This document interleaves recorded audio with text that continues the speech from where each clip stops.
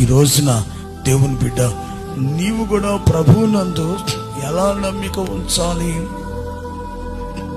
యేసుక్రీస్తునందు ఎలాగ విశ్వాసం ఉంచాలి?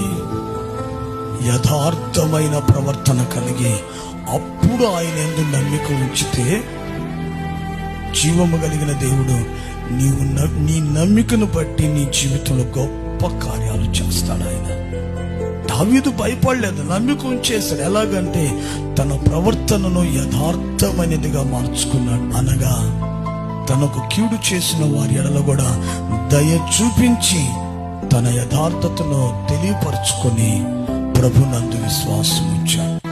ఈ రోజున దేవుని బిడ్డ, నీవు కూడా ఎలాగో ఉంచాలి ప్రభునందు విశ్వాసము. నీ ప్రవర్తనను కూడా యథార్థమైనదిగా మార్చుకోవాలి.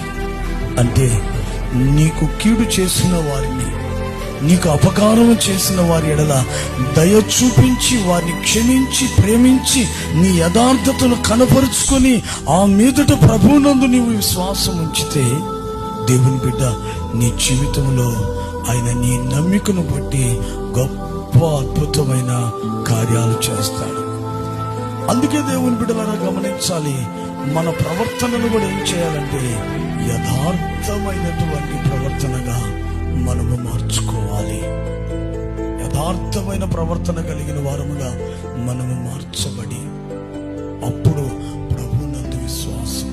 ఎలాగ యథార్థమైన ప్రవర్తన అంటే, మనకు కీడు చేసినా వారికి మేలు చేసి వారిని ప్రేమించి వారి ఎడల దయ చూపించి మన యథార్థతను ప్రభు సన్నిధిలో మనం కనపరుచుకొని ఆ మీదట దేవుని బిడ్డలారా మనం ప్రభువునందుగానే విశ్వాసం ఉంచితే మన విశ్వాసమును బట్టి జీవము కలిగిన దేవాది దేవుడు మన పాదములను ఏం చేస్తాడంటే తప్పిస్తాడు. దేవునికి మహిమ కలుగును గాక.